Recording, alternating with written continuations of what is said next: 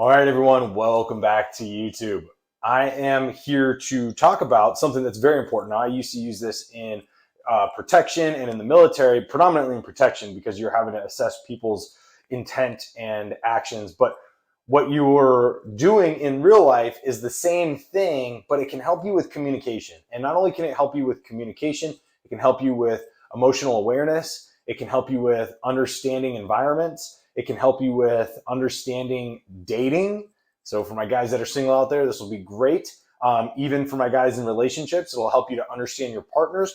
This is an all-encompassing tool, and I think it's incredibly powerful. And most people are not using this because we are so unaware when we're in conversations that we can't use it, which is why there's a small percentage of people, and you've heard me talk about this before, known as mentalists. Mentalists are very, very good at utilizing a lot of these cues, piecing together assumptions, and then being pretty accurate in those assumptions to look like they are someone who can predict the future. They look like somebody who can, predict what's going to happen. Obviously, that's the future, and just essentially really be able to make very educated guesses that seem like these people knew it before anybody else knew it. But what really it was they were taking these cues and they were compiling that data and then formulating an assumption that was associated with that data, which other people are not doing. So I'm going to get into this real quick. It's a lot, and I want you guys to absorb it. But also, I want you guys to go do your own research on it since we're opening the door to this conversation. Now, it's all about body language and eye movement, okay? Like, these are two very key indicators, and there's sub products to all of this. So we're going to go over a few of them. This isn't by all means the full encompassing conversation around it. There's a lot to be had, but we're going to go over briefly just in this YouTube video on like what you're looking at as a man when you're talking about understanding other people, understanding the way you're being perceived, understanding what someone's really saying to you, understand what you're really saying to somebody else, all of this stuff. It benefits us to be aware about this because of the fact that, our bodies betray us. I've talked about this before, but our bodies and our eyes betray us. They're all operating on subconscious beliefs. They're not operating on consciousness, which means they're telling the true story behind what we're really saying and what we're really feeling, just like they are for other people. Very, very few people have the ability to govern these actions consciously and be aware that they're not allowing them to betray them. Very few people, like very few people. And so I would probably say like below 1% of the population has that ability, because most people are so enthralled with their own lives, with their own mindset, with their own questions, with their own perceptions, with their own goals, everything else. They forget that in this communication, you can really cut through the bullshit and figure out what's going on so much faster if you just pay attention. And if you pay attention to yourself. You can also be somebody who's very good at persuading people if you pay attention to yourself and know what you're signaling to that person. So, and not persuading in a bad way. Come on, guys, we don't want to be dicks. So the first thing I'm going to talk about is the body language. And that has to do with like your hands, feet, mouth, proximity, mirroring, head movement, arms. This is a lot of different pieces. Obviously, body, right? So we want to focus on this. Now, the hands, right? The hands are a great thing for us. Now, some cultures, the one thing about the hands, I will say, some cultures do speak with their hands a lot, but foreign cultures, especially not Western or even a lot of the Anglo-European area, speaks with their hands. It's more of a lot of, I would say Southern Europe, Africa, they all speak a lot with their hands. South America speaks a lot with their hands. So this interaction in the Middle East doesn't necessarily mean the same thing over there, but let's just paint this for the Western culture, for here in America, and talk about it. Hands mean that they could be pointing towards someone they share affinity to, or if they put them in their pockets or they put their hands on their head, they can actually be signaling significant deception, okay, or nervousness, but it's not necessarily a good feeling. So when somebody's doing that, if you're aware, it's like, okay, what are they trying to say? What did I just ask them? What are they potentially pretending to know, to lie? What are they trying to potentially one up? Or do they seem like they're flustered? Do they seem like they're nervous to be in this conversation? Are there other key indicators? Or their tone, their voice cracking whatever it is. Are there other key indicators to associate with nervousness, right? Because nervousness doesn't just show itself in one, it shows itself in multiple. And an affinity to, or not an affinity, but to lie to somebody or to be deceptive can show itself in multiple forms, but it's more subdued in a lot of ways. It's not as prominent as like what nervousness can be associated with. So hands in the pockets, hands on the head, when they're talking to you could signify either one of those. And then also like pointing. When you point in a direction, you're like, oh yeah, like I was going up this fucking mountain. And all of a sudden over here is a girl who's beautiful. And I'm like, wow, I saw her come in. And I'm pointing that way. I could have an affinity towards that girl. And I'm just using that pointing, that direction, actually signaling my affinity towards that person because of the fact that my subconscious is playing, right? So just know that if you're pointing in a certain direction when you're talking, there could potentially be something that you're attracted to in that area. It could be that you want to leave and you're talking and you're just using your hands and to create emphasis, and then you point this way and the door's that way. Okay, so it's like a combination of those things. We're going to get to that again as well later. So the other is your next one is going to be your feet. Now, not everybody, but a lot of people should know this already. It's like your feet tend to signal a lot of different things, like where you want to be. So, or who you believe you want to talk to or share a conversation with. So part of that is that you could be pointing to somebody of your desire, whether it's just you're attracted to them, whether it's you want to talk with them, whether it's you're interested in getting to know them, whatever it is, you'll point your feet that way. Now, my upper body might be like this, but my feet, you guys can't see it right now, but my feet are pointed this way. Now, that means that there's something in that direction. It could be a door because you want to leave. Again, same thing, pointing that towards somewhere else you want to be. It could be a dance floor because you want to go up and dance. You don't really want to be in a conversation right now. It could be you want to go to the bar and you don't want to talk to this person right now, or you want to move away so you can go get to the bar and then come back and talk to them. Like all those things, people, right? So just pay attention to feet. Pay attention to feet. Like, where are these? Where are my feet pointing? You know, and this is the other thing, is assess all of these things in yourself, because when you do, you're going to be able to see and know what somebody else is thinking and really embodying when you associate theirs with yours, right? What does it mean when I do this? When I fold my arms, what does that mean?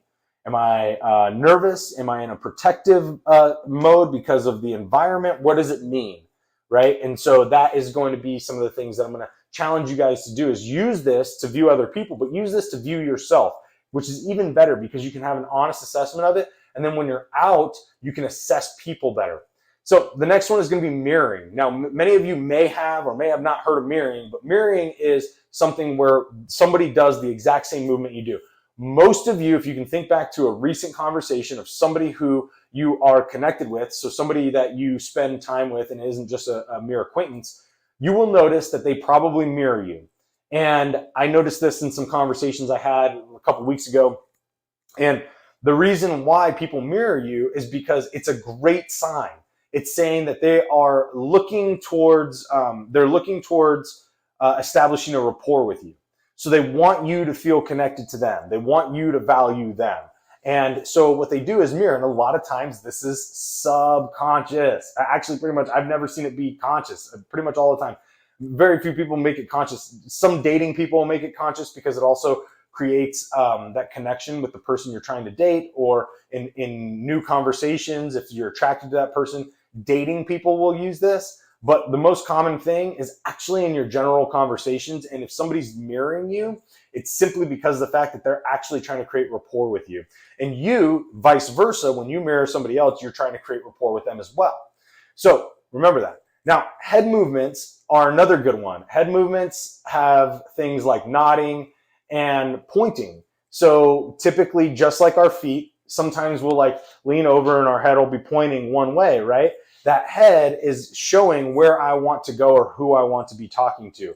A lot of times that signals the action in which we want to be, or the conversation in which we want to be in. So it could be that you're leaning to the side and you're listening to a conversation over here while you're having a conversation right here in front of you, right? And you're just like, oh man, yeah, I'm really more interested in that conversation.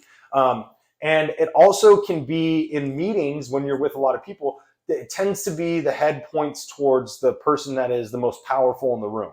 Okay, so whoever's got the most, authority in the room is going to have heads pointing towards them typically.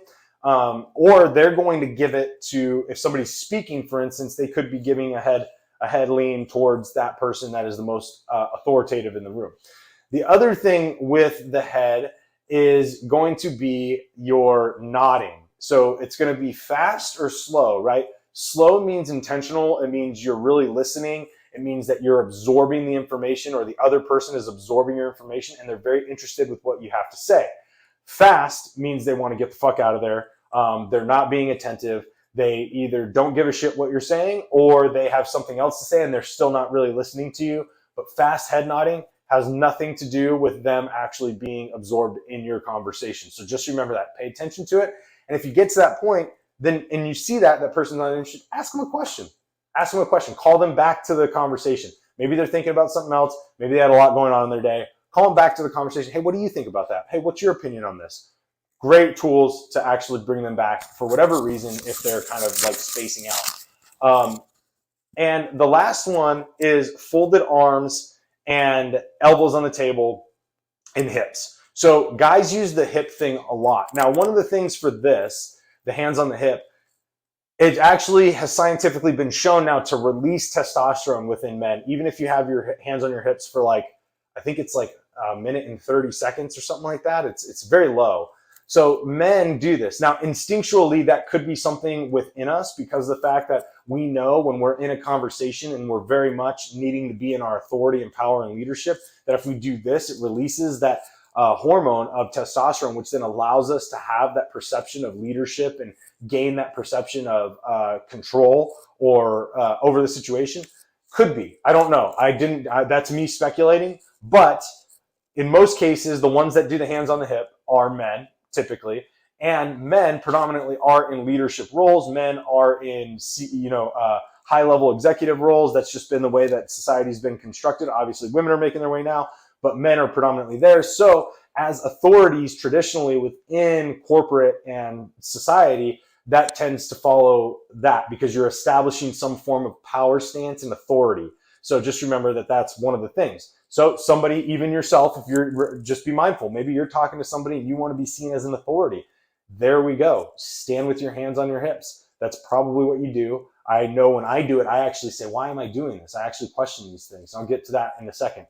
The other one is the elbows on the table. If somebody has their elbows on the table and they're leaning in, that tends to mean a good thing, which is that they're very much enthralled with what you're saying. They're very interested with what you're saying, and they want to learn more or they want to have a deeper conversation. Great thing. If you're doing that, pay attention. It's a good thing. And if somebody else is doing it for you, that means that there is a connection there and there is some form of respect and level of interest. The last one is folded arms. Now, we all have heard this, folded arms. I have actually questioned this in myself many times, and I fold my arms in a lot of cases where I'm not actually blocking out from the conversation. I actually am folding my arms out of a form of protection because of the fact that I view the environment as semi-threat or potential threat or whatever. And so I will do that, not because of the fact that I'm not listening to the person in front of me, but because I'm actually surveying the environment. So I want to give the caveat there because the people that write this, the people that come from these studies, they're not studying they're not studying people who have come from my background, right? They're just studying the average person, which typically this applied to the average person is they're blocking you out because they feel vulnerable, because they don't want to expose themselves, because they feel threatened, whatever it is. Or because they're just closed-minded in general. But when it comes to somebody from a different upbringing like myself, it actually comes from a protection standpoint of wanting to be in a position of protection, right? And guarding my most vital organs, right? And then also a stance like this where my arms are actually specifically on the outside. They're not like folded and folded. It's actually a form of access to being able to quickly respond with my hands to a movement instead of being like crossed, right? And potentially like being held and having that be locked up if I was crossed. So anyways, longer conversation there for something. But at the end of the day, arms folded generally means that somebody is blocked off, closed-minded, doesn't want to be vulnerable, feels threatened, etc. Okay, so pay attention to that. Pay attention to what you think when you do that, and then allow that evaluation to sink in. All of this to say, none of it is 100% accurate. This is to give you guys tools to really understand the conversations you're in, the groups you're in, the relationships you want to have, the relationships you think you have, and all of those things. Get involved with it, understand it, and use it to your advantage to create deeper connections, but also to understand communication much better and be a better communicator yourself. And like I said, I promised the last thing, which is when you do these actions, that is the best way to evaluate them. To start off to opening this door of communication is to evaluate them in you. What are you feeling? What are you thinking? Why are you doing that? What's on your mind? Are you disassociated? What body language is associated with the disassociation? Like all of these things. Question yourself first. If you can do that, then you can understand what are the emotions behind them, what are the thoughts behind them, what's provoking them, and then you can give assumptions based on that to environments. And I guarantee you, you're likely going to be correct most of the time. It's not 100% foolproof, and not every one person is the same as the next, but on average, our body languages tend to reflect the same things. So go ahead, use it on yourself, learn it, and then use it to help inform you better on how to communicate.